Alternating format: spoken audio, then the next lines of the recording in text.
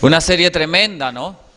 Donde estudiábamos cómo el enemigo, justamente en este tiempo tan solemne en que estamos viviendo, está haciendo que el pueblo de Dios, pues, tropiece en tantas cosas que Él ha inventado para este tiempo, ¿verdad? Y veíamos pues cómo el Señor quiere morar en nuestras mentes y en nuestros corazones y hacer de nosotros nuevas criaturas. Especialmente quiere en nuestras mentes grabar ¿qué? Su santa ley. Ese es el nuevo pacto que el Señor quiere hacer con nosotros. ¿Ok? Pero también veíamos que por otra parte, el enemigo de las almas ha diseñado un plan tremendo para hacer que cada persona que profesa esperar la venida de Jesucristo, pues entonces en su mente haya grabado otro estado de cosas. Y nosotros veíamos cómo a través del tiempo el culto a Baal ha ido proliferándose de una manera casi silenciosa e imperceptible en la mente de cada uno de los que profesan llamarse pueblo de Dios y del mundo entero. Al tanto, hermanos, que la juventud hoy está casi totalmente atrapada por circunstancias que nosotros pues sabemos muy bien qué es lo que está sucediendo, ¿verdad? Tanto el vicio secreto como la fornicación está arrasando las filas por todos los rincones del adventismo. Y yo creo que lo que yo estoy hablando no es para nada un secreto. Ustedes se dan cuenta de lo que está sucediendo y prueba de ello es que cada día encontramos menos espiritualidad en nuestros jóvenes. Y cada día el pueblo de Dios decae más en la indiferencia y en la frialdad. Y cada día más el mundo entero cae en una constante inmoralidad. Entonces nos hacíamos una pregunta muy interesante. ¿Quién está guiando el mundo? ¿En manos de quién está este planeta? Veíamos cómo pues a través de sus entes el diablo ha introducido una serie de cosas por medio de las cuales la mente sean distraída de la verdad presente y sean centradas en la perdición que se vive en este mundo. Hoy vamos a estar viendo, hermanos, la segunda parte de esta interesante serie que la hemos basado en el libro del profeta Ezequiel. Más exactamente en el capítulo número 8, justo antes del sellamiento, el Señor le mostró a su profeta lo que había de acontecer en su pueblo, lo que aconteció en su tiempo y lo que había de acontecer en este tiempo. Pero para comenzar, déjenme proponerlo de la siguiente manera. Vamos a abrir nuestra Biblia en el libro de Primera de Corintios y vamos a leer el capítulo número 9, comenzando desde el verso número 24. Vamos a leer hasta el verso número 27. Ustedes dirán si lo tienen. Amén. Muy bien, dice de la siguiente manera la santa palabra de Dios. ¿No sabéis que los que corren en el estadio, todos a la verdad corren, mas solo qué? Mas solo uno se lleva el premio? ¿Ok? ¿Amén? Ok, ahora el apóstol Pablo nos exhorta diciendo, corred de tal manera que, ¿qué cosa? Que lo obtengáis. El apóstol Pablo hablando ¿a quiénes? A los corintios les está diciendo hoy, yo les doy un consejo a ustedes, los que corren en el estadio corren duro. Y por cierto, hay un capítulo de las siervas del Señor en el libro Hechos de los Apóstoles que habla sobre las Olimpiadas y cómo los participantes de las Olimpiadas se esforzaban fuertemente por ganar. Solamente le daban una rama de olivo, se paraban en un lugar y eran exaltados por los aplausos de todo el mundo. Y la guirnalda pues que se ganaban, pero no se ganaban nada más, era más el respeto de que la gente supiera que ellos habían ganado. Y aún por ese aspecto tan pequeño aparentemente para nosotros, porque pues para nosotros eso es realmente muy pequeño, ellos se esforzaban de una manera casi extrema. Sus cuerpos eran exigidos para poder ganar ese título que para ellos era tan importante. Entonces el apóstol Pablo utiliza esa explicación y le dice a ellos: corred de tal manera que lo obtengáis. Dice el versículo 25: y todo aquel que lucha, ¿de todo qué? Se abstiene. Ellos a la verdad para recibir una corona corruptible, pero nosotros, ¿qué cosa? Una incorruptible. Y dice el verso 26: así que yo de esta manera corro, no como ¿qué cosa? A la aventura. De esta manera peleo, no como quien golpea al aire. ¿Cómo estamos peleando nosotros esta batalla, hermanos? Una pregunta muy interesante, ¿verdad? ¿Cómo peleamos nosotros esta batalla? ¿Como quien golpea al aire? ¿O por el contrario damos golpes certeros al enemigo? Muy interesante esa pregunta. Dice el versículo 21, y aquí el apóstol Pablo da la clave del éxito de su vida cristiana. Noten ustedes qué interesante. Sino que, ¿qué cosa?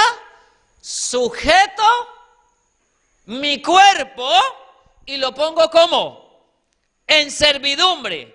No sea que habiendo predicado a otros, yo mismo venga ¿a qué? A ser reprobado. Entonces vemos que el éxito que tenía el apóstol Pablo era ¿qué? Sujeto mi cuerpo y ¿qué? Lo pongo en servidumbre. Y ese es un muy buen consejo para cada uno de nosotros que estamos peleando esta batalla. Esto se ha perdido entre los adventistas del séptimo día, pero esto era una práctica que era tremendamente practicada. Yo recuerdo hace 10, 15 o 20 años quizás, los adventistas del séptimo día nos caracterizábamos por tener una temperancia muy buena. Y hasta se predicaba sobre la temperancia y hasta se hablaba sobre la temperancia. Pero hoy en día, un adventista del séptimo día, de esta etapa, de este tiempo, pues ni sabe qué es temperancia. Y yo me encontraba muchos hermanos que me han dicho: ¿temperancia? ¿Y eso qué es, hermano? Fíjense lo que dice la sierva del Señor. La vida cristiana es una batalla y una ¿qué? Marcha constante, marcha. En esta guerra no hay ¿qué? No hay descanso. ¿En esta qué? En esta guerra. Ella lo compara también con una guerra. Y el apóstol Pablo también lo comparó con una guerra. Por eso él dice: yo de esta manera ¿qué? Peleo. Dice: en esta guerra no hay descanso. El esfuerzo debe ser continuo. ¿Y qué cosa? Perseverante. Por el esfuerzo incesante mantenemos la victoria sobre las tentaciones de Satanás. O sea que debemos de esforzarnos constantemente. Nunca jamás, hasta cuando estemos en el cielo, debemos de pensar que ya lo logramos todo, aún estando en los grupos. Sigue diciendo: debe buscarse la integridad cristiana ¿con qué? Con energía irresistible y mantenerse con una fijeza de propósito decidida. Dice: nadie será llevado hacia arriba sin un esfuerzo severo, ¿y qué? Y perseverante, ¿de quién? ¿De quién? De su parte. Nadie será llevado hacia arriba sin un esfuerzo personal. Eso es algo que debemos de grabar en nuestra mente, hermanos. Actualmente el maligno ha levantado un rumor por allí que hace pensar que Cristo va a hacer todo por nosotros. Cuidado, porque el Señor Jesucristo ganó la victoria por nosotros, pero no lo va a hacer todo por nosotros. Nosotros también tenemos una parte que hacer en todo esto. Amén. Entonces, ¿cuál es nuestra parte? Pues proponernos, como lo hizo Daniel en su corazón, no contaminarnos con las cosas de este mundo. Y sigue diciendo: nadie será llevado hacia arriba sin un esfuerzo severo y perseverante de su parte. Todos deben entrar en esta guerra. ¿Por qué? Por sí mismos. Y ahora fíjense esto tan interesante, hermano. Hay una ciencia del cristianismo que debe ser dominada. ¿Que debe ser qué? Dominada. No se me duerman, hermanos, no se me duerman. Una ciencia tanto más profunda y más amplia y más alta que cualquier ciencia humana. Como los cielos son más altos que la tierra. O sea que esa ciencia es muchísimo más grande que lo que nosotros pensamos y que tal vez de lo que nos hemos dado cuenta. Dice el Espíritu Santo, la mente ha de ser disciplinada, educada, adiestrada, porque hemos de servir a Dios de manera que no están en armonía con las inclinaciones naturales. Entonces, ¿cuál es la ciencia que debe ser desarrollada? La ciencia de la mente. Por eso en esta semana hemos estado dándole énfasis ¿a qué? A la mente. Y en eso vamos a centrarnos porque esa es la batalla real en este tiempo.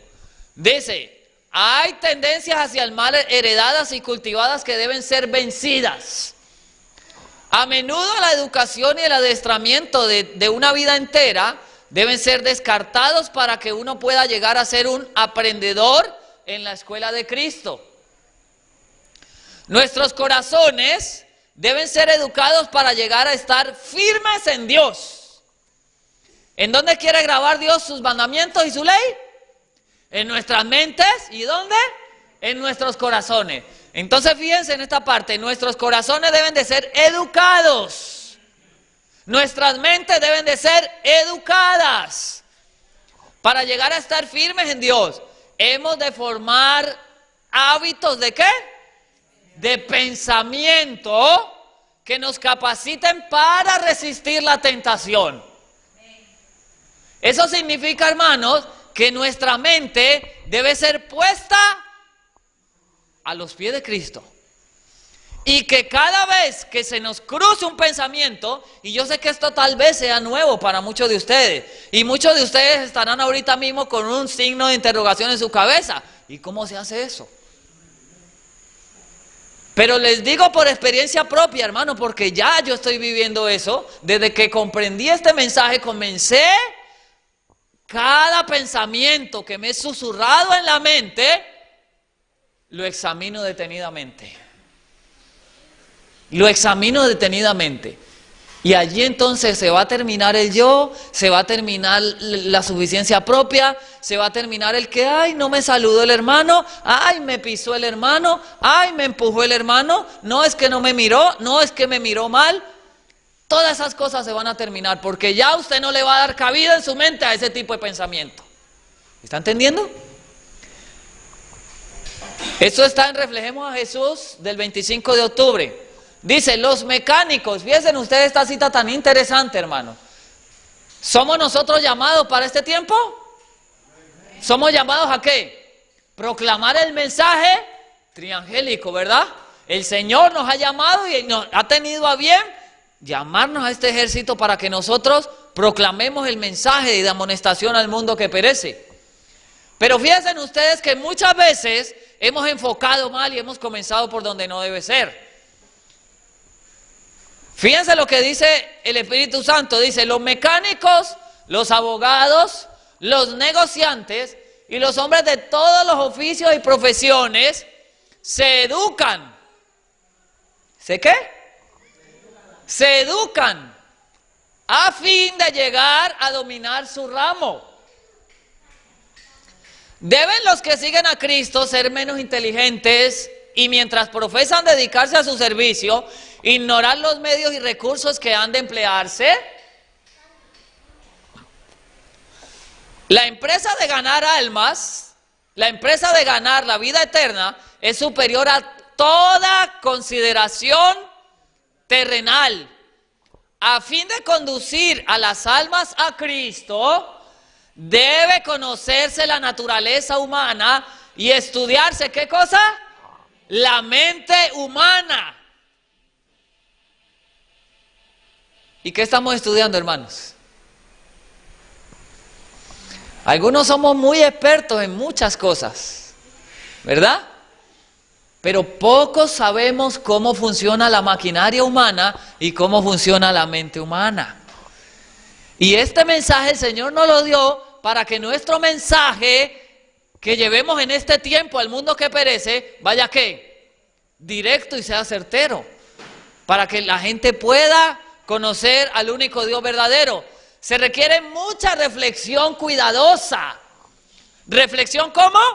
Detenida y cuidadosa. Esos momentos cuando Cristo se alejaba a solas para estar orando a su Padre. ¿Qué pasaba por la mente de él? Un profundo escudriñamiento del corazón. Constante escudriñamiento de sus pensamientos y de sus tendencias. Se requiere mucha reflexión cuidadosa y ferviente oración para saber cómo acercarse a los hombres y las mujeres a fin de presentarles el gran tema de la verdad. ¿Estamos entendiendo, hermanos? ¿Estamos entendiendo cómo es?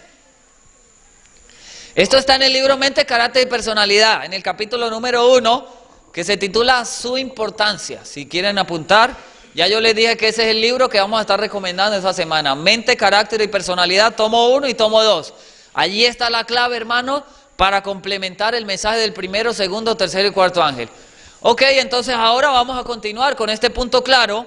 Vamos a abrir nuestras Biblias en el libro de Ezequiel y vamos de nuevo al capítulo número 8, que fue lo que comenzamos a estudiar el día de ayer.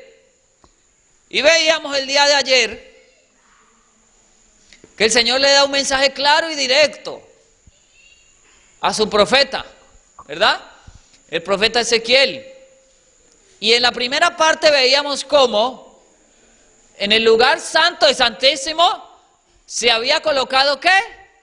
La imagen del celo. Y estábamos viendo qué significaba la imagen del celo en este tiempo y cómo el mundo ha sido llevado en pos de la imagen del celo. Y por cierto, les cuento una cosita, hermanos, en una investigación que hice, dice que el hombre promedio, el hombre normal, pues, promedio, piensa en relaciones sexuales ilícitas cada 7 segundos. Para que ustedes se den cuenta y se hagan una idea más o menos de hacia dónde el mundo ha caminado. Y cómo la imagen del celo está plasmada en la mente de muchas personas hoy. Pero lo más triste es que este mensaje es enviado ¿a quién? Al pueblo de Israel. Al pueblo de Israel. Y la queja del Señor es contra el pueblo de Israel. Entonces hoy vamos a ver la segunda parte de este interesante mensaje. Vámonos al versículo número 6. Ayer estudiamos hasta el versículo número 5. Vamos al versículo número 6, que dice de la siguiente manera: y me dijo, hablando Ezequiel, Dios le está hablando a Ezequiel: hijo de hombre, alza ahora tus ojos hacia el lado, ¿qué? Norte. Y alcé mis ojos hacia el lado norte, y he aquí junto a la puerta del altar la imagen del celo en la entrada. Versículo 6. Me dijo entonces, hijo de hombre, ¿no ves lo que estos hacen? Las grandes abominaciones que la casa de Israel hace aquí. ¿Para qué? Para alejarme de ¿qué? De mi santuario. Mas vuélvete aún. El Señor le está diciendo en visión a Ezequiel: ven, Ezequiel, vuélvete aún y verás ¿qué? Abominaciones mayores que estas. Quiere decir que aún había abominaciones mayores entre el pueblo de Dios. Y quiere decir que para los ojos de Jehová nuestro Dios, aún en este tiempo hay ¿qué? Abominaciones mayores. Y nosotros decimos: wow, Señor, ¿todavía hay algo peor? Pues para los ojos de nuestro Dios parece que sí, hermanos. Versículo 7. Y me llevó a la entrada del atrio y miré, y he aquí en la pared, ¿qué cosa? Un agujero. Y me dijo, hijo de hombre, cava ahora en la pared. Y cavé en la pared, y he aquí, ¿qué cosa? Una puerta. Me dijo luego, entra y ve las malvadas abominaciones que estos hacen allí. Entré pues y miré, y he aquí toda forma de ¿qué? De reptiles y de bestias abominables, y todos los ídolos de la casa de Israel que estaban, ¿qué cosa? Pintados en la pared alrededor. ¿Ok? Y esa va a ser nuestra lectura bíblica en esta noche. Todos, ¿los qué? Los ídolos de la casa de Israel. El Señor le está diciendo a Ezequiel que venga, que va a haber abominaciones peores. Y cuando lo lleva a este lugar, dice Ezequiel que ve en las paredes pintadas toda forma de reptiles y de aves y de bestias abominables. ¿Qué es esto que el Señor le quiere mostrar a Ezequiel? ¿Qué es esta queja que el Señor tiene contra su pueblo? ¡Qué tremendo! Recordémonos que ayer, hermanos, nos situamos ¿en dónde? En esta imagen, ¿verdad? Y se acuerdan que les propuse que miráramos nuestra mente como ¿qué? Como pequeños departamentos. Y cada departamento de esos, pues es un departamento de ¿qué? Del santuario donde Dios quiere morar en este tiempo. ¿Amén? Porque según Pablo dice que nuestro cuerpo es ¿qué? Templo del Espíritu Santo. Y Hebreos 8 y Hebreos 10 dice que el Señor quiere grabar ¿qué cosa en nuestra mente? La ley. ¿Y dónde estaba la ley? La ley estaba en el lugar santísimo. Entonces, si traemos eso a nuestros días, ¿en dónde quiere grabar el Señor su santa ley? En nuestra mente. Pero ahora el Señor le dice a Ezequiel que en vez de estar eso, por un lado está la imagen del celo y por el otro lado están ¿qué? Los ídolos de la casa de Israel. Fíjense qué interesante esto. El versículo 6, vamos a volver a leerlo, el versículo 6 dice, me dijo entonces, hijo de hombre, ¿no ves lo que estos hacen? Las grandes abominaciones de la casa que la casa de Israel hace aquí. Ahora, fíjense allí, hermanos, deténganse en un momentico y miren que el Señor se está quejando ante Ezequiel y le está diciendo que la casa de Israel estaba cometiendo estas cosas con un fin. ¿Lo están notando? ¿Con un qué? Con un fin. ¿Y cuál era el fin? Según el versículo 6. Alejarlo. ¿De dónde? De su santuario. ¡Wow! Tremendo. Alejarlo de mi santuario. Y usted dice, ¿alejarme de mi santuario?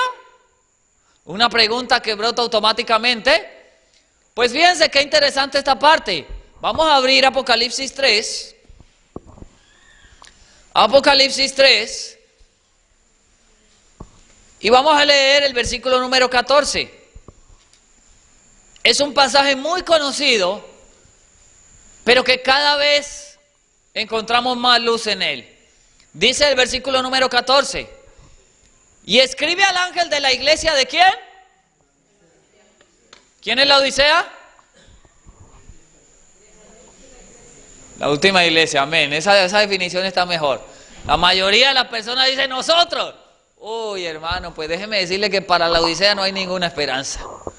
Si no salimos y el laodicense se sienta ahí y dice nosotros, pues lástima porque no tiene ninguna esperanza.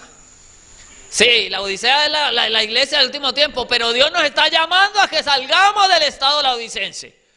Porque si permanecemos en el estado laodicense, pues ya vamos a ver lo que va a pasar. Escribe el ángel a la iglesia de los laodicenses. Estas cosas dice el amén, el testigo fiel y verdadero, el principio de la creación. ¿Quién es ese? Cristo Jesús está diciendo. Cristo Jesús está hablando. Dice el versículo 15, yo conozco tus obras, que ni eres ¿qué? Frío ni caliente. Quisiera, en otras versiones dice, ojalá que fueses frío o caliente, mas porque eres tibio, ¿qué cosa? Y no frío ni caliente, te vomitaré de mi boca. Entonces, si permanecemos en el estado laodicense, ¿qué va a pasar? Pues muy sencillo, hermanos, ahí lo acaba de decir el Señor Jesucristo. Entonces Dios nos está llamando a nosotros en este tiempo, ¿para qué? Para que salgamos de la tibieza espiritual, hermanos. El hombre tibio no va a alcanzar nada. Nada va a alcanzar. Eso está escrito, hermano. Dice el versículo 17, porque tú dices, yo soy rico y estoy enriquecido y no tengo necesidad de nada. Y no conoces que tú eres un desventurado y miserable, pobre y ¿qué cosa? Ciego y desnudo. Y ahora fíjense lo que el Señor Jesucristo dice, qué interesante. Dice, yo te aconsejo que ¿qué? Que de mí compres. Y vamos a detenernos tantito allí. Porque fíjense qué interesante esta parte. ¿Cuántas fuentes hay para comprar? El Señor Jesucristo dice, el que no es conmigo, ¿qué? Contra mí es. ¿Cuántas fuentes hay para comprar? Una, dice la hermana. ¿Alguien da más? Sí, debe haber otras fuentes, pero él aconseja que compremos. Es lógico, hermanos. En esta batalla hay 3 poderes, yo ya les dije. Pero nosotros no podemos comprarnos a nosotros mismos. O le compramos a uno, o le compramos ¿qué? Al otro. O sea que hay 2 fuentes para comprar. Y si el Señor Jesucristo le está diciendo a la iglesia de la Odisea, yo te aconsejo que me compres a mí, es porque la iglesia de la Odisea le está comprando ¿a quién? Tan claro, hermanos. Muy claro. ¿A quién le estamos comprando nosotros? Dice el Señor Jesucristo, yo te aconsejo que de mí compres oro refinado en fuego para que seas rico, y vestiduras blancas para que te vistas, y no se descubra la vergüenza de tu desnudez, y unge tus ojos con colirio para que veas. Yo reprendo y castigo a todos los que amo. ¿Sé pues qué? Celoso y arrepiéntete. Esa palabra celoso, hermanos, esa palabra allí, celoso, es tremenda palabra. Y antes de entrar en el tema, déjenme hacerles una pregunta. ¿Qué es ser celoso? ¿Se ha puesto usted a pensar qué es ser celoso? ¿Qué es ser celoso, hermano? Alguien que me diga, a ver. ¿Nadie se atreve a decir qué es ser celoso? Tener exclusividad por algo, muy bien. Somos celosos con nuestra pareja, ¿verdad? El Señor es celoso con su iglesia. ¿Por qué el Señor es celoso con su iglesia? Porque la ama y su iglesia ¿qué es? Es suya. El Señor Jesucristo le está dando un mensaje a la Odisea y le dice, sé pues celoso. ¿Qué le está diciendo el Señor Jesucristo a la iglesia? Ya yo morí por ti, la salvación es tuya. Sé celoso, no te la dejes arrancar. No te la dejes quitar porque te pertenece. Por eso el Señor Jesucristo coloca esa palabra allí. Sé pues celoso y arrepiéntete. Ahora fíjese en el versículo 20. He aquí, yo estoy, ¿a dónde estoy? A la puerta ¿y qué? Y llamo. Y vamos a detenernos allí un instante también. Oye, tremendo este mensaje, ¿eh? Si el Señor Jesucristo está a la puerta, quiere decir que está ¿dónde? Si estuviese adentro, pues no tendría necesidad de llamar.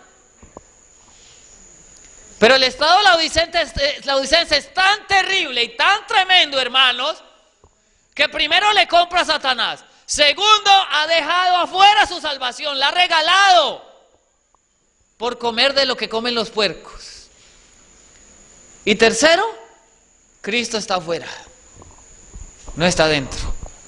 Él lo está diciendo en el mensaje de la Odisea. Está escrito. ¿Qué estaba haciendo el pueblo de Israel en Ezequiel 8? Ezequiel 8:6, ¿se acuerdan? ¿Cuál era el fin de las abominaciones? Alejarlo de su santuario. ¿Qué le pasó a la iglesia aquí? ¿Dónde está Cristo? Afuera de su santuario. Está afuera, hermanos, allí lo está diciendo. Por eso este mensaje se entrelaza y es justo para los tiempos del fin. Y es imprescindible que el pueblo hoy entienda este mensaje, hermanos. Porque si no comprendemos en dónde comienza la lucha, el maligno está feliz. ¿Saben? La sierva del Señor tiene una cita que en este momento se me escapa en dónde está. Pero ella dice, nada teme tanto Satanás. ¿Usted lo quiere poner a temblar? Como que se descubran los medios por los cuales él trabaja. Ahorita mismo está temblando, hermanos. Porque ahora estamos comprendiendo en dónde es que tenemos que comenzar esta batalla. No es aprendiendo bestias, hermanos.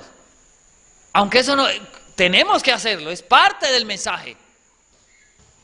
Pero primero tenemos que concentrarnos, hermanos, en que lo que está aquí sea de aprobación delante de los ojos de nuestro Señor. Y entonces allí el Señor nos va a hacer a cada uno de nosotros fuego consumidor. Entonces allí saldremos a mirar a la gente y la gente identificará en nuestro rostro como vieron a Moisés. ¿Qué le dijeron a Moisés? No hables tú con nosotros. ¿Por qué? Porque su rostro, ¿qué pasaba? Iluminaba. En ese momento entonces la gente va a decir, verdaderamente estos están con Cristo. Sin necesidad de que hablemos tanto, hermano. Fíjense en esta parte. De aquellos que se jactan de su luz y sin embargo no andan en ella, Cristo dice, por tanto os digo que en el día del juicio será más tolerable el castigo para Tiro y Sidón que para vosotras. Y tú, Capernaum, adventista del séptimo día, que han tenido gran luz, que eres levantada hasta el cielo en materia de privilegios, hasta el Hades serás abatida. Porque si en Sodoma se hubiesen hecho los milagros que han sido hechos en ti, habrían permanecido hasta el día de hoy. Y ahora fíjense la declaración tan certera y tan clara que da el Espíritu de profecía. La iglesia se encuentra ¿en qué? En estado laodicense. Dice, la presencia de Dios, ¿qué cosa? No está, ¿en dónde? En su medio. ¿Qué estaba pasando en Ezequiel 8:6? Las abominaciones habían ¿qué? Sacado al Señor. ¿Qué estaba pasando en Apocalipsis 3:20? El Señor está ¿dónde? Afuera. ¿Y qué está pasando en el Espíritu de profecía? La iglesia se encuentra en estado laodicense. La presencia de Dios no está en ella. Perdón, hermana. Ese es evento de los últimos días, hermana, página 45 en mi libro. El capítulo se llama La iglesia de Dios de los últimos días. ¿Ok? Ahora fíjense en este testimonio, hermanos, para que lo vamos trayendo a nuestros días. Esto está tomado del libro Testimonios para la Iglesia. Por cierto, hermanos, es que les quiero, les quiero decir algo, hermanos, de todo corazón. Dejemos de trabajar tanto para el sistema de Satanás, hermanos. Nosotros somos hijos de Dios y el Señor nos está llamando a una norma más elevada. Dediquemos más tiempo a escudriñar la verdad. Estos libros, hermanos, Testimonios para la Iglesia, son del 1 al 9 y están vírgenes, están llenos de enseñanzas para el pueblo de hoy, hermanos. Tremendas enseñanzas que yo he encontrado allí, hermano. Hay un capítulo, por ejemplo, que se llama La contaminación moral, donde la sierva del Señor habla, hermanos, cómo su pueblo se está degradando por la masturbación. Y nadie habla nada de eso. Hay otro capítulo que se llama El sello de Dios. Tremendo, hermanos, que si el Señor lo permite vamos a tocarlo un poco el sábado. Hay otro capítulo que se llama Los siervos de Satanás, metidos e infiltrados en nuestra iglesia. Pero nosotros perdemos mucho tiempo en las cosas del mundo y no nos estamos preparando para lo que realmente nos espera. Así que yo los exhorto para que saquen más tiempo para leer, para escudriñar, hermano. Es muy importante que lo hagamos en este tiempo. Fíjense lo que dice ya aquí.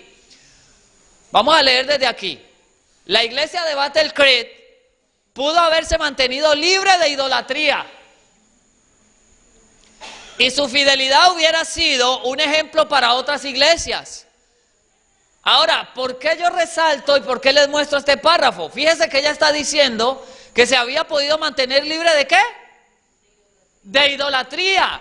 Y si vamos a Ezequiel, volvamos allí rapidito, capítulo 8 y el versículo número 10, fíjense en qué consiste la queja del Señor. Dice: entré pues y miré, y he aquí toda forma de reptiles y bestias abominables, ¿y todos qué? Los ídolos de la casa de Israel. Entonces claramente el Señor está mostrando que el problema que su pueblo tenía y que el problema que su pueblo tiene es que hay ídolos. ¿En dónde? En su corazón. Y eso es lo que ha hecho que la iglesia de la Odisea deje afuera a Cristo Jesús. Y usted dice: no, pero nosotros no tenemos ídolos. Fíjense lo que la sierva del Señor dice. La iglesia de Battle Creek pudo haberse mantenido libre de idolatría y su fidelidad hubiera sido un ejemplo para otras iglesias, pero está más dispuesta a apartarse de los mandamientos que a renunciar a su amistad ¿con quién? Con el mundo. Está unida a los ídolos que ¿qué? Que ha escogido la iglesia misma, el corazón, el centro del mensaje en el tiempo de Elena de White. Se había unido con el mundo y los ídolos del mundo habían llegado a ser los ídolos de ella. Qué problema tan tremendo, hermanos. Dice: está unida a los ídolos que ha escogido, y debido a que disfruta de prosperidad temporal y del favor del mundo impío, se cree rica para con Dios. Esto resultará ser ¿qué? Un engaño fatal. ¿Para cuántos? Para muchos. Su carácter divino y fuerza espiritual se han apartado de ella. ¿Tenemos nosotros fuerza espiritual?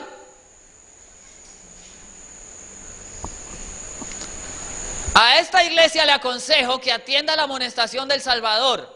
Recuerda por tanto de dónde has caído y arrepiéntete y haz las primeras obras, pues si no vendré pronto a ti, quitaré tu candelabro de su lugar, y si no te hubieres ¿qué? Arrepentido. Un hermano predicó un mensaje de arrepentimiento en el Congreso. Me da mucha risa ver, hermanos, los seres humanos como somos, hermanos. Más de la mitad salió diciendo que el mensaje era pentecostal. Qué tremendo, hermanos. ¿Qué queremos escuchar nosotros? ¿Acaso no necesitamos arrepentirnos en polvo y en ceniza, hermanos? Díganme ustedes si nosotros no necesitamos arrepentimiento. ¿Necesitamos o no necesitamos arrepentimiento? Entonces, ¿cómo que el Señor manda un mensaje de arrepentimiento y vamos a decir que es un mensaje pentecostal? Con razón el Señor le está diciendo a la iglesia de la Odisea que compre colirio para que vea.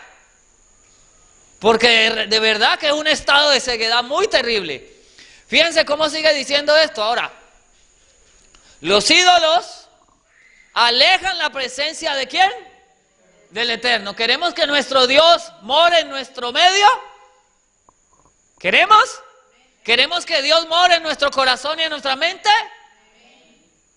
Gloria a Dios, porque todavía hay el deseo. El primer trabajo de un restaurador es acabar ¿con quién? ¿Con quiénes? Con los ídolos.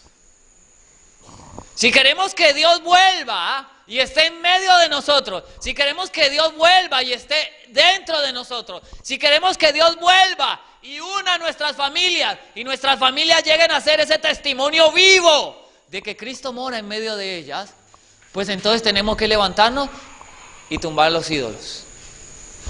Fíjense que la palabra de Dios nos muestra varios ejemplos con respecto a esto.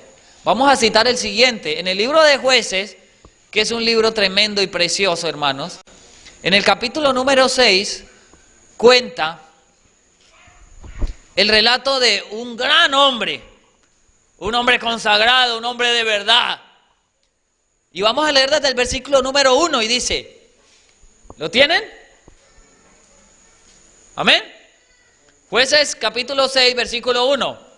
Y los hijos de Israel hicieron lo malo ante los ojos de Jehová. ¿Y Jehová qué? ¿Qué hizo Jehová? Los entregó en las manos de ¿quién? De Madián por 7 años. Y la mano de Madián prevaleció contra Israel. Y los hijos de Israel, por causa de los madianitas, se hicieron cuevas en los montes y cavernas y lugares fortificados. Versículo 3. Pues sucedía que cuando Israel había sembrado, subían los madianitas y los amalecitas y aún los hijos de los orientales subían contra ellos. Ahora fíjense qué interesante esto, hermanos. El pueblo de Israel era azotado por otras tribus. Vivían en una constante pugna, en una constante guerra. Y cada vez que sus enemigos incursionaban, ¿qué pasaba? ¿Tenían qué? Tenían éxito en su incursión. Entonces el pueblo de Israel se veía empobrecido, se veía ¿qué? Por debajeado, se veía asolado. La pregunta es la siguiente, hermanos. ¿Estamos nosotros en una guerra, sí o no? ¿Estamos nosotros en una batalla constante, sí o no? ¿Y qué necesitamos, hermanos? La vitalidad del Salvador. Necesitamos la vitalidad de Jehová nuestro Dios. ¿Para qué? Para poder vencer. Porque de lo contrario nuestros enemigos vendrán y nos asolarán. Ese era el estado del pueblo de Israel. Dice el versículo 4, y acampando contra ellos destruían los frutos de la tierra hasta llegar a Gaza y no dejaban allí qué comer en Israel, ni ovejas, ni bueyes, ni asnos. Porque subían ellos y sus ganados y venían con sus tiendas en grande multitud como langostas, que no había número en ellos ni en sus camellos. Así venían a la tierra, ¿para qué? Para devastarla.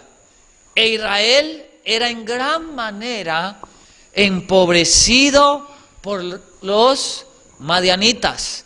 Y los hijos de Israel, ¿qué hicieron? Clamaron a Jehová. ¿Qué tenemos que estar haciendo nosotros ahorita, hermano? El sello del Dios vivo solo será puesto sobre ¿quiénes? Los que gimen y ¿qué? Y claman. En este tiempo, hermanos, como lo decíamos ayer, es tiempo de estar constantemente clamando a Jehová. Clamando a Jehová, clamando a Jehová. Versículo 7, y aconteció que cuando los hijos de Israel clamaron a Jehová a causa de los madianitas, Jehová envió un varón profeta a los hijos de Israel, el cual les dijo, así dice Jehová, Dios de Israel, yo os hice salir de Egipto y os saqué de la casa de servidumbre. A nosotros el Señor nos sacó de Egipto y de casa de servidumbre, ¿sí o no? Gloria a su nombre. Nos ha sacado de Egipto. Yo os libré de la mano de los egipcios y de la mano de todos los que os afligían, a los cuales eché de delante de vosotros y os di su tierra. Y os dije, yo soy Jehová vuestro Dios. No temáis ¿a quiénes? A los dioses de los amorreos, a los cuales eché de delante de ¿quiénes? De vosotros y os di su tierra. Y os dije, yo soy Jehová vuestro Dios. Versículo 11. Y vino el ángel de Jehová y se sentó debajo del alcornoque que está en Ofrá, el cual era de Joás, Ebieserita. Y su hijo Gedeón estaba sacudiendo el trigo. ¿Ok? ¿Qué estaba haciendo su hijo Gedeón? ¿Qué estaba haciendo su hijo Gedeón? Sacudiendo el trigo. Fíjense ustedes, en el lagar para esconderlo de los madianitas. Y el ángel de Jehová se le apareció y le dijo: Jehová es contigo, varón esforzado. Y hoy el Señor nos dice a cada uno de nosotros: Jehová es contigo, varón esforzado. Jehová es contigo, mujer esforzada. Ese es el mensaje que el Señor está mandando a cada uno de sus siervos en este tiempo. Y Gedeón le respondió: Señor mío, si Jehová es con nosotros, ¿por qué nos ha sobrevenido todo esto? ¿Y dónde están todas sus maravillas que nuestros padres nos han contado diciendo: ¿no nos sacó Jehová de Egipto? Y ahora Jehová nos ha desamparado y nos ha entregado en manos de los madianitas. Y mirándole Jehová le dijo: ve con esta tu fortaleza y salvarás a Israel de la mano de ¿quién? De los madianitas. ¿No te envío yo? Entonces le respondió: Señor mío, ¿con qué salvaré yo a Israel? He aquí que mi familia es pobre en Manasés, y yo el menor de la casa de mi padre. Y Jehová le dijo: ciertamente yo seré contigo, y herirás a los madianitas como ¿qué? Como a un solo hombre. Allí encontramos pues que en medio de la idolatría que había en Israel, y en medio del asolamiento que estaba sufriendo Israel por la incursión de las tribus de afuera, por la incursión de los madianitas y de los orientales, pues el Señor levanta un hombre. Y ese hombre se llama ¿quién? Gedeón, tremendo valiente del Señor. Ahora vamos al versículo número 25. Fíjense que luego que el Señor llama a Gedeón para esta misión, ahora le habla más directo aún. Y le dice: y aconteció que la misma noche le dijo Jehová: toma un becerro del hato de tu padre y otro toro de 7 años. ¿Y qué cosa? Derriba el altar de ¿quién? Hermanos, ahora aparece este personaje. Toma un becerro y un toro y derriba el altar de Baal. Y hoy el Señor te está diciendo a ti, mi hermano: toma un becerro, ve con la fuerza de Jehová y derriba el altar de Baal. Y ayer estudiamos en qué consistía el culto a Baal. ¿Sí o no? La imagen del celo que hacía celar. Y hoy el Señor está llamando a su pueblo, ¿para qué? Para que derribe el altar de Baal que tu padre tiene, dice. Y corta también la imagen de ¿quién? La imagen de Acera que está junto a él. Y edifica ¿qué cosa? Altar a Jehová tu Dios en la cumbre de esta roca, en el lugar ordenado. Y tomando el segundo toro, sacrifícalo en holocausto sobre la leña de la imagen de Acera que habrás ¿qué? Cortado. Entonces Gedeón tomó 10 hombres de sus siervos e hizo como Jehová le dijo. Mas temiendo hacerlo de día por la familia de su padre y por los otros hombres de la ciudad, ¿lo hizo cuándo? Lo hizo de noche. Y a la mañana, cuando los de la ciudad se levantaron, he aquí que el altar de Baal estaba ¿qué? Donde debe estar, hermanos, en el piso, derribado, y cortado la imagen de Acera que estaba junto a él, y sacrificado aquel segundo toro en holocausto sobre el altar edificado. El Señor quiere que en medio de la idolatría entre el pueblo de Israel hoy se levante Gedeón.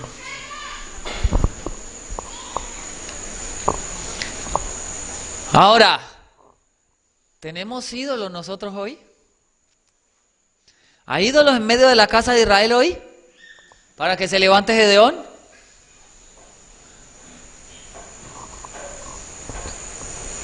Como no podía traerlos todos, hermanos, porque si hacemos la lista quizás no terminamos, pues traje solamente algunos, para que nos demos cuenta de cuántos ídolos hay. Templo contaminado con los ídolos. Fíjense uno. Oh, en mi país tienen carita verde. En este país pues hay carita de varios colores. Y hay muchas personas hoy que yo las conozco de la iglesia misma, hermanos. Locos por sus títulos y locos por sus ganancias mundanales. Y se paran en el púlpito a decir, para la honra y la gloria de Dios. Qué tremenda falacia, hermanos. El dinero, hermanos, se ha convertido en un Dios para muchas personas. Yo le decía a la hermana ahora que la sierva del Señor dice que nosotros no deberíamos dormir el sábado por la tarde. Y la mayoría de los adventistas que yo conozco son expertos roncando los sábados por la tarde. Y llegan el sábado a la sociedad de jóvenes con los ojos hinchados de dormir. Ni siquiera les da vergüenza, hermanos. La sierva del Señor dice que deshonramos a Dios cuando dormimos tantas horas en sábado. Y pregunta ella, ¿y por qué no se duerme entre semana? Ah, porque tenemos que trabajar, ¿cierto? Porque necesitamos ¿qué? Dinero.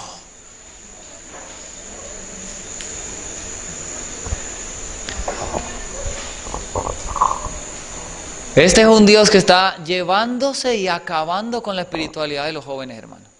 Y tristemente les digo una cosa, hermano, y se las digo muy en serio.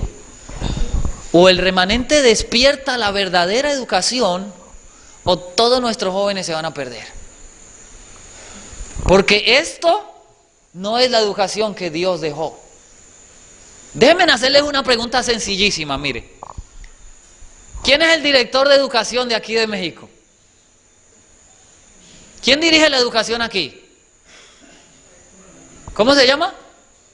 En el país. Sí, ¿quién es el director? Emilio Chaufet. ¿Y ese hombre quién es?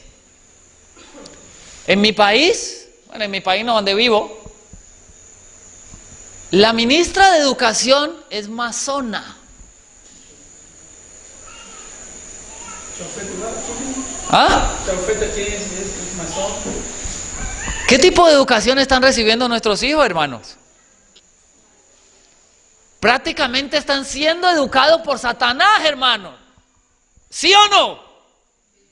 ¿Quién? Diga, déjeme hacer una pregunta. El Señor nos muestra a nosotros que el libro de texto que Él tiene, ¿cuál es? La naturaleza y la Biblia. ¿Qué libro utilizan nuestros hijos para aprender en sus escuelas? ¿La Biblia? ¿Quién desarrolla ese libro que ellos están utilizando para aprender? ¿Se han preguntado alguna vez eso, hermanos? Por eso nuestros jóvenes están como están. Y nosotros no despertamos a la reforma educativa, hermanos. Es parte de la reforma que Dios quiere que haya entre su pueblo. Hermanos, ha sido un Dios que ha llevado a muchos a la perdición.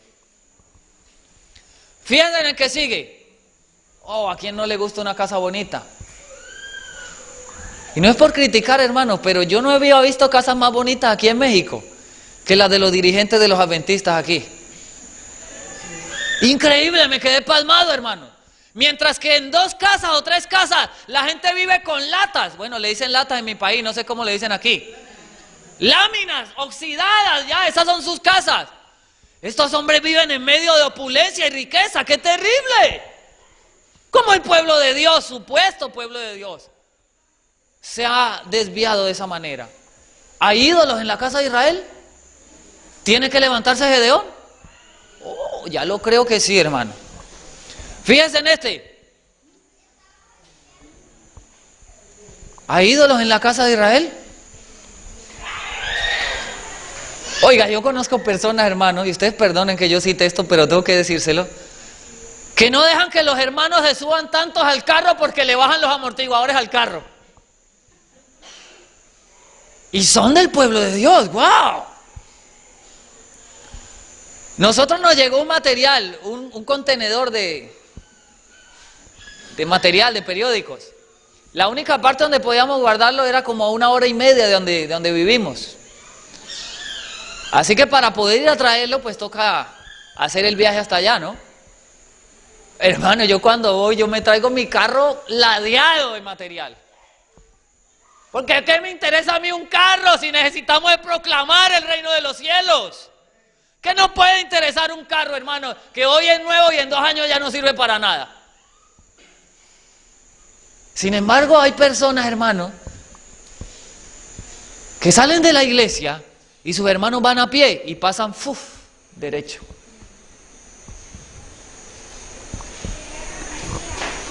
¿Hay ídolos contaminando el templo? Los sacerdotes hoy, o pastores hoy, buscan desesperadamente estos ídolos. Esa es su meta. Están locos por posesiones terrenales, están locos por títulos terrenales, pero no les importa el rebaño. Vamos a Levítico 26 y vamos a ver el versículo número 1, perdón. Levítico 26, versículo número 1 y versículo número 2. Fíjense en lo que el Señor dice. No harás para vosotros, ¿qué cosa? Ídolos. No haréis para vosotros ídolos, ni escultura, ni os levantaréis estatua, ni pondréis en vuestra tierra imagen de piedra para inclinaros a ella, porque yo soy Jehová, tu Dios. Guardad mis sábados y tened reverencia. ¿En dónde? En mi santuario. El Señor está diciéndonos que tengamos en reverencia su santuario. Sé pues celoso, sé pues celoso. No permitas que esos ídolos, ¿qué cosa? Se entronicen en tu corazón. Eso es lo que el Señor está diciéndonos. Yo, Jehová. Centrémonos acá, hermanos. La obra de la santificación comienza ¿en dónde? En el corazón. Allí comienza todo. Y debemos relacionarnos de tal forma con Dios que Jesús pueda poner su molde divino sobre nosotros. Debemos ¿qué? Vaciarnos del yo a fin de dar lugar ¿a quién? A Jesús. Pero son muchos los que tienen su corazón tan lleno de ¿qué? De ídolos que no tienen lugar para el Redentor del mundo. El mundo mantiene en cautiverio el corazón de los hombres. Enfocan sus pensamientos y afectos ¿en dónde? En sus negocios, en su posesión, ¿en dónde? En su familia. Se aferran de sus opiniones y modos de proceder y los acarician ¿como a qué? Como a ídolos en el alma. Debemos vaciarnos del yo, pero no es todo lo que se requiere, pues cuando hayamos renunciado a nuestros ídolos, el vacío ¿qué? Debe ser llenado. Esto está en la matutina a fin de conocerle del martes 8 de junio. ¿Hay ídolos entre el pueblo de Dios? Entonces Gedeón tiene que levantarse.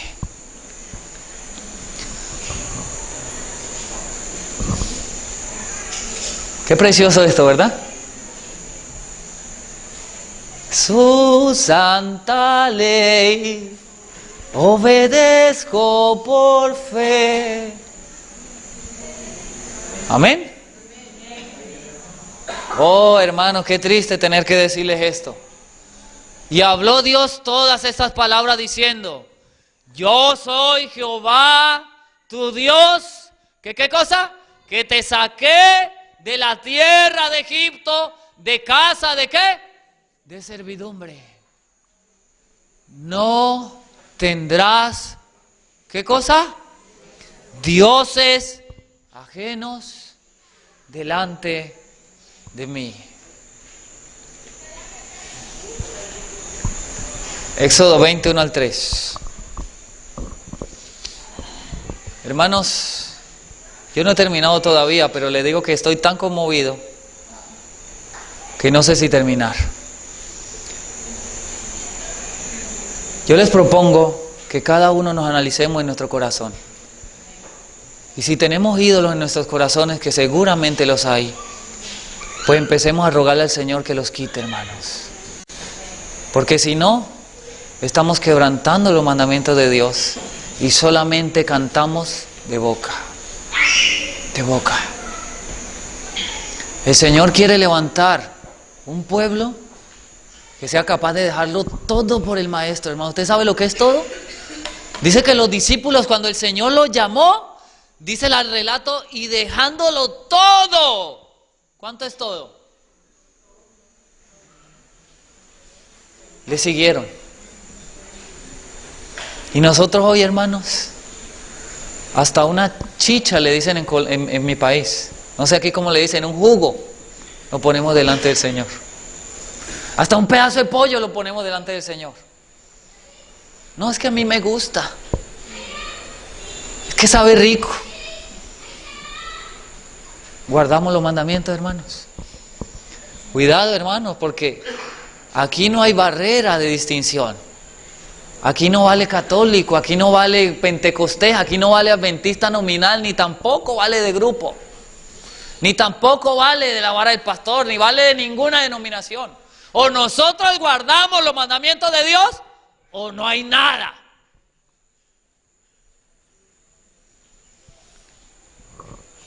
Fue el gozo anticipado de un universo redimido y santo lo que indujo a Cristo a realizar este gran sacrificio.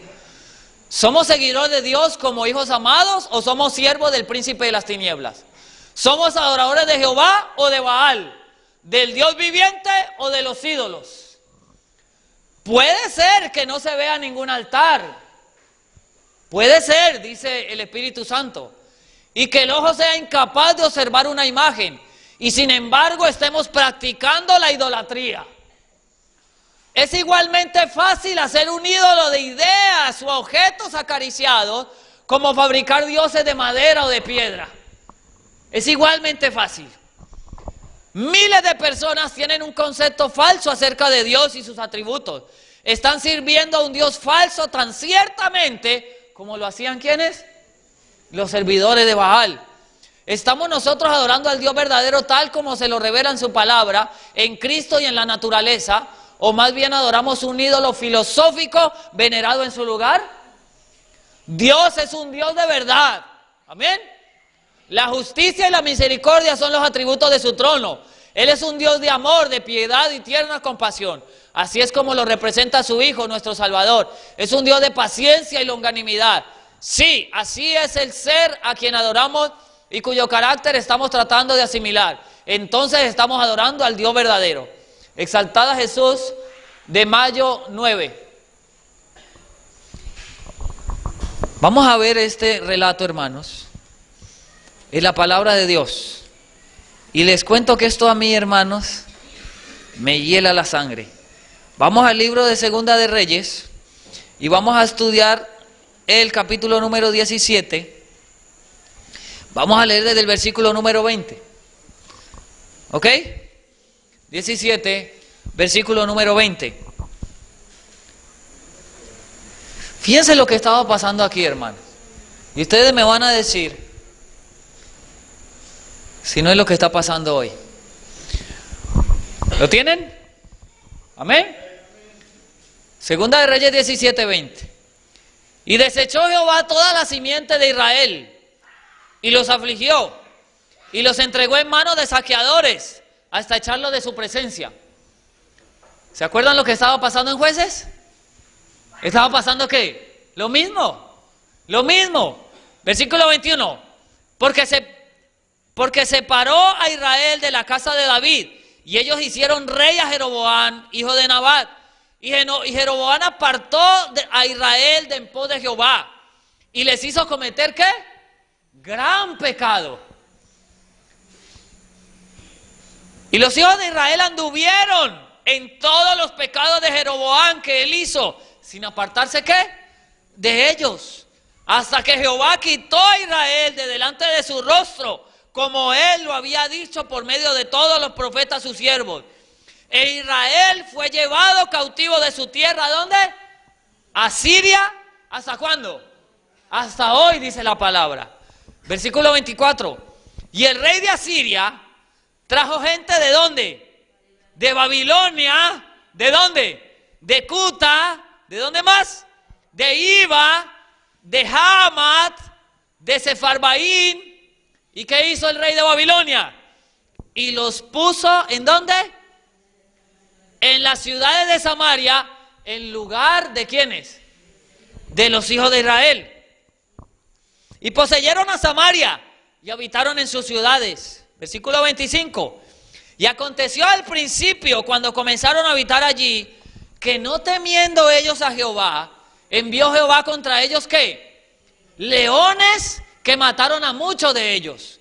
Entonces dijeron ellos al rey de Asiria: la gente que tú trasladaste y pusiste en las ciudades de Samaria no conocen la costumbre del Dios de aquella tierra.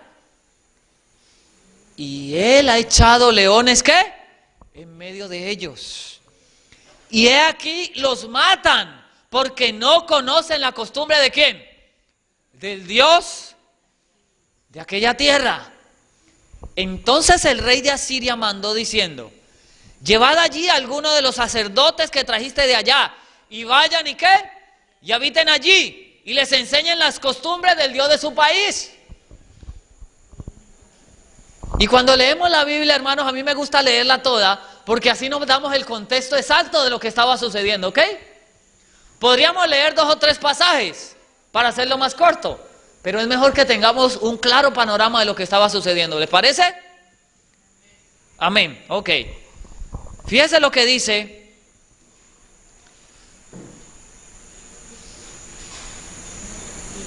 el 28. Y vino uno de los sacerdotes que habían transportado de Samaria y habitó ¿en dónde? En Betel, y les enseñó cómo habían de temer a Jehová. Mas cada nación, ¿qué hizo? Mas cada nación se hizo ¿qué? Sus dioses, y los pusieron en las casas de los lugares altos que habían hecho los de Samaria. Cada nación en su ciudad, ¿donde qué? Donde habitaba.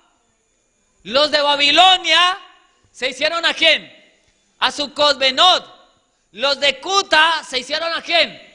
A Nergal. Los de Hamat se hicieron ¿a quién? A Sima. Los heveos se hicieron a Nishabs y a Tartac. Los de Sefarbaín quemaban ¿qué? Sus hijos al fuego como ofrenda a Adramelech y Anamelech, dioses de Sefarbaín. Qué terrible situación, hermanos. Pero lo que más me pone a temblar y lo que más me pone a pensar es lo que dice el versículo 32. Fíjense qué tremendo. Y temían a Jehová. Y temían a Jehová. E hicieron del pueblo bajo sacerdotes de los lugares altos, quienes sacrificaban para ellos en los templos ¿de qué? De los lugares altos. Versículo 33. Y temían a Jehová. ¿Y qué cosa? Y honraban a sus dioses. ¿No es acaso la misma situación del pueblo de Israel hoy? Y el Señor en el capítulo 8 de Ezequiel está diciendo que esta terrible idolatría tenía un solo fin. ¿Cuál era el fin? Alejarlo de su santuario. Por eso es que la iglesia hoy está en este estado, hermanos. Porque temen a Jehová según ellos y también tienen ídolos. Adoran a Jehová según ellos y también tienen ídolos. Pero el Señor claramente en su palabra dice que el que no es con Él, contra Él es. Versículo 33. Y temían a Jehová y honraban a sus dioses según la costumbre de la gente de donde habían sido trasladados. Hasta hoy hacen como entonces, que ni temen a Jehová, ni guardan sus estatutos, ni sus ordenanzas, ni hacen según la ley y los mandamientos que prescribió Jehová a los hijos de Jacob, al cual puso por nombre Israel, con los cuales había Jehová hecho pacto y les mandó diciendo: no temeréis a otros dioses, ni los adoraréis, ni les serviréis, ni les ofreceréis sacrificios, mas a Jehová que os sacó de la tierra de Egipto con grande poder y con brazo extendido, a este ¿qué? Temeréis, y a este adoraréis, y a este haréis sacrificio. Los estatutos y derechos y ley y mandamientos que os dio por escrito, cuidaréis siempre de ponerlos por obra, y no temeréis ¿a quién? A dioses ajenos. Versículo 41. Así temieron a Jehová aquellas gentes, y juntamente ¿qué? Sirvieron a sus ídolos. Así sus hijos, así sus nietos, según lo que hicieron sus padres, así hacen hasta hoy. Y ustedes perdonen que yo les voy a decir lo siguiente, pero tengo que ser muy sincero, hermano. Yo me voy congelado de ver los niños de México. Sinceramente se los tengo que decir. Son desobedientes. Si les pegan, pegan. Son groseros. Y supuestamente son los hijos del remanente. Solo lo digo para que lo examinemos, hermano. Miren lo que aquí está diciendo. Así temieron a Jehová aquella gente. Juntamente sirvieron sus ídolos y también sus hijos y también sus nietos. Según lo que hicieron sus padres, así lo hacen hasta hoy. Fíjense en el capítulo 18 y el versículo 1. Y aconteció que en el tercer año de Oseas, hijo de Elá, rey de Israel, comenzó a reinar ¿quién? Ezequías, hijo de Acaz, rey de Judá. 25 años tenía él cuando comenzó a reinar. Y reinó en Jerusalén ¿cuántos años? 29 años. El nombre de su madre era Abí, hija de Zacarías. Oh, hermanos, qué tremendo este varón de Dios. Versículo 3. Hizo lo recto en los ojos de Jehová, conforme a todas las cosas que había hecho ¿quién? David su padre. Él quitó los lugares altos y quebró las imágenes y destruyó las imágenes de acera e hizo pedazos la serpiente de bronce que había hecho Moisés, porque hasta entonces le quemaban incienso los hijos de Israel, y le llamó por nombre ¿qué? Neustán. En Jehová, Dios de Israel, puso su esperanza, ni después ni antes de él hubo otro como él entre todos los pueblos de Judá. Gloria al nombre de nuestro Dios. Pues siguió a Jehová y no se apartó de él, sino que guardó sus mandamientos que Jehová prescribió a Moisés. Y Jehová estaba con él, y a donde quería que iba, ¿qué? Prosperaba. Él se rebeló contra el rey de Asiria y no le sirvió. Tiene que levantarse Ezequías en este tiempo, hermanos. El Señor te está llamando hoy para que tú seas un Gedeón y un Ezequías. A cada uno de nosotros el Señor está hoy extendiendo su llamado. Yo te invito, hijo mío, para que tú seas ¿quién? Ezequías.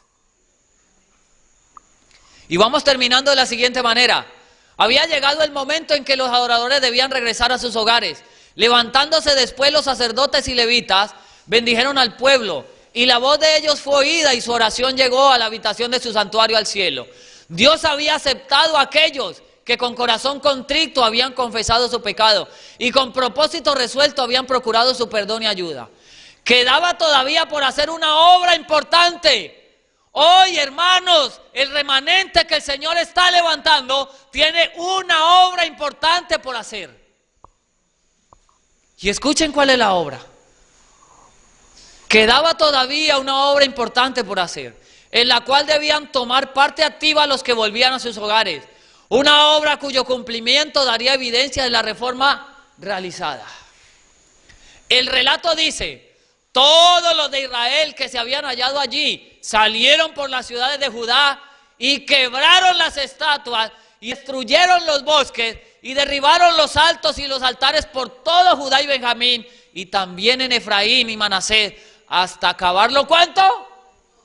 Todo debe ser sacado, hermanos. Todo debe ser deshecho. Todos esos ídolos tienen que salir de nuestras casas. Todos esos ídolos tienen que salir de nuestras mentes y de nuestros corazones para poder que nuestro Dios habite allí. Después volviéronse todos los hijos de Israel, cada uno a su posesión y a sus ciudades. ¿Cuándo volvieron a su posesión? Cuando ya habían terminado, ¿qué cosa? Su misión.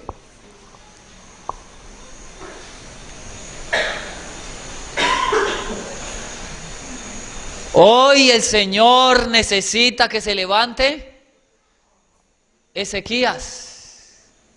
Hoy el Señor te llama para que tú seas Ezequías.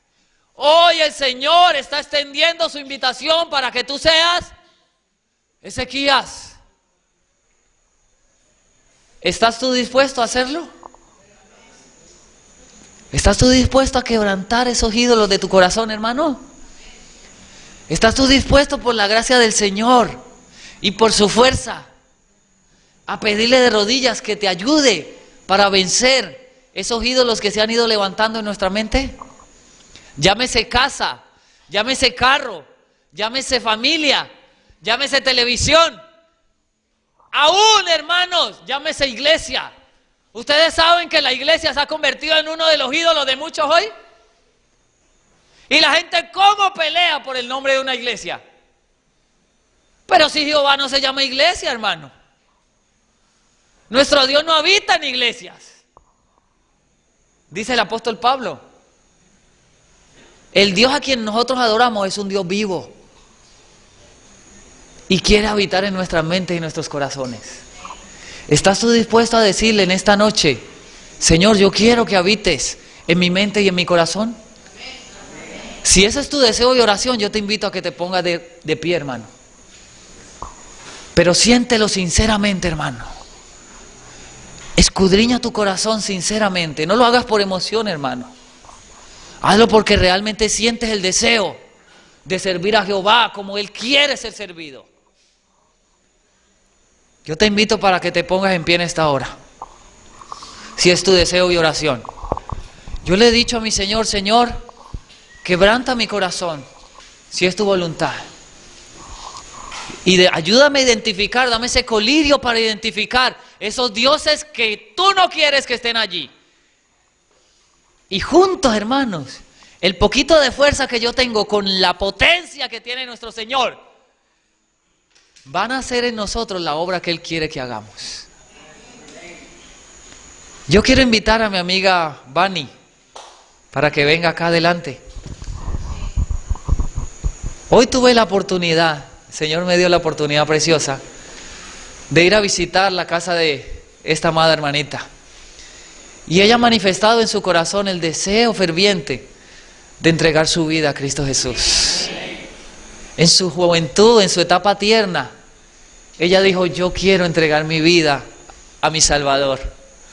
Y pues qué más precioso, hermanos, que en esta etapa, en este momento de su vida, donde está en la flor de su juventud, ¿verdad? Así que estamos muy contentos. Y nos gustaría que no solamente fuese ella, quisiésemos invitar a alguna persona que no haya sido bautizada y que quiera por la gracia del Señor Jesús entregar su vida a Él. Teniendo en cuenta tan poco tiempo que queda, hermano, sabiendo y conociendo que cada día el tiempo se va cerrando más. No sabemos si mañana exista, hermano. El tiempo pasa. El tiempo pasa. Y Cristo dice, aquí yo estoy a la puerta y llamo. Si alguno oye mi voz y abre la puerta, pues yo entraré a Él y cenaré con Él y Él conmigo. ¿Hay alguien más que quisiera en este momento aceptar el llamado de Cristo Jesús y abrir la puerta de su corazón? ¿Hay alguien más que quisiera sellar este pacto con el Señor Jesucristo? ¿Hay alguien más? Si no hay nadie más que quiera bautizarse, yo sé que tú, mi amada, tienes el deseo, tal vez en algún tiempo futuro, tomar esta decisión por el Señor. Yo quisiera invitarte para que pase, yo quiero orar por ti. Ven, no tengas temor. Si alguien más hay aquí que no ha sido bautizado y quiere que oremos especialmente por él en este momento, pues yo quiero invitarle para que pase acá, para que la oración sea especialmente por él o por ella. Venga, venga, mi amado, no tenga temor, que el Señor Jesucristo quiere hoy salvarle. ¿Hay alguien más que quisiera que oráramos por él? Ok, si no hay nadie más, entonces yo quiero invitarle para que nos pongamos de rodillas y tengamos una oración. Venga, hermana, venga, no tenga temor, venga. El Señor dice que el que a mí viene no le echo fuera. Hágase acá con nosotros, venga, deleitémonos juntos, hermana, como hermanos, en el nombre del Señor Jesucristo. Bienvenida, el Señor la bendiga. ¿Hay alguien más? No tengan temor, hermano, vengan, que vamos a tener una oración por ustedes. Venga, mi amada, venga, venga. Venga para que oremos por usted especialmente en este momento. Una de las armas, escuchen lo que le voy a decir, una de las armas que más le resulta al maligno es el miedo, el temor. El pueblo de Dios no debe tener miedo, hermanos, porque Satanás sabe muy bien que una persona con miedo es fácil presa de él. Así que no tengan miedo, vengan, venga si va a venir, hermana, que ya nos vamos a postrar. Ok, si no hay nadie más, entonces vamos a arrodillarnos y vamos a orar. Venga, hermana, venga. No tenga miedo, que el Señor Jesús está esperando por usted. Venga, que vamos a orar por ustedes. Vamos a ponernos de rodillas, hermanos, en reverencia, y vamos a tener una preciosa oración.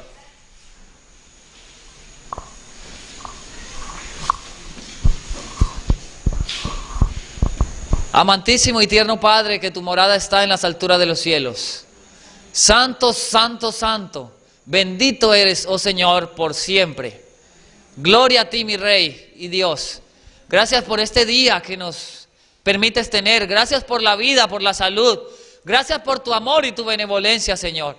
Gracias porque hasta este momento extiendes, Padre, tu misericordia y aún nos das la oportunidad de venir a ti. Gracias, Señor, por todo lo bueno que eres. Oh Padre Santo, en este momento tan especial, tú has visto a las personas ponerse de pie, Señor, y decir, yo quiero ser Gedeón, yo quiero ser Ezequías. Te rogamos en el nombre de Jesucristo que tú tengas en cuenta, Señor, la lucha que tiene cada uno en su corazón. Y que conforme a tus misericordias, Padre, tú derrames tu espíritu en cada uno de ellos y les fortalezcas, Señor, para vencer a cada uno en los puntos en los cuales tienen que vencer. Señor, hay ídolos en nuestros corazones, Padre. Tenemos defectos, Señor. Hay cosas en este mundo que nos llaman la atención, Padre Santo. Pero en esta noche queremos decirte en el nombre de Jesucristo que queremos fijar nuestros ojos en ti, Señor, porque tú eres el único Dios verdadero. Y en ti, Señor, hay palabras de vida eterna. Señor, queremos poner nuestra vista solo en ti, Señor. Ayúdanos, enséñanos, muéstranos esos dioses ajenos, Señor, que a veces ponemos delante de ti. Llámese como se llame, Señor. Quita esos dioses de delante de nosotros, Señor. Y ayúdanos para que delante de nosotros solamente estés tú, el único Dios verdadero. Oh Padre Santo, también en este momento, Señor, te ruego que tú bendigas estas almas que han pasado aquí adelante. Cada uno de ellos tiene su lucha, Señor. Cada uno de ellos tiene su adversidad. Tú la conoces, Padre, mas yo no. Pero te rogamos, Señor, como una congregación unida, unidos en espíritu y en verdad, que tú los bendigas a ellos que han tenido la valentía de pasar al frente. Yo no sé, Señor, si estén bautizados o no, tú lo sabes. Pero te ruego humildemente, Señor, que tú les ayudes en su lucha para continuar. Y que si es tu santa voluntad, Padre, cuando tú vengas en gloria y majestad, podamos juntos, unánimes, darte la bienvenida, Señor. Bendígalos a cada uno de ellos, Señor, y a sus hijos. Despiértele, Señor, a la necesidad que tenemos de consagrarnos en este tiempo tan sublime. Y especialmente, Señor, te ruego por Vani. Esta niña, Señor, que en la etapa de su juventud, en la flor de su juventud, ha decidido entregar su vida a ti. Bendígala, Señor, confirme, Señor, este pacto. Y que pronto ella pueda descender a las aguas bautismales como símbolo de que tú eres su Dios y su Rey. Oh Señor, despídenos de este lugar con tu bendición. Y ayúdanos, Señor, para gemir y clamar por las abominaciones que se hacen en medio de tu pueblo. Señor, tráenos la próxima noche, si es tu voluntad, para que juntos podamos aprender un poco más de tu palabra. En el nombre de Jesucristo lo rogamos humildemente. Amén y amén.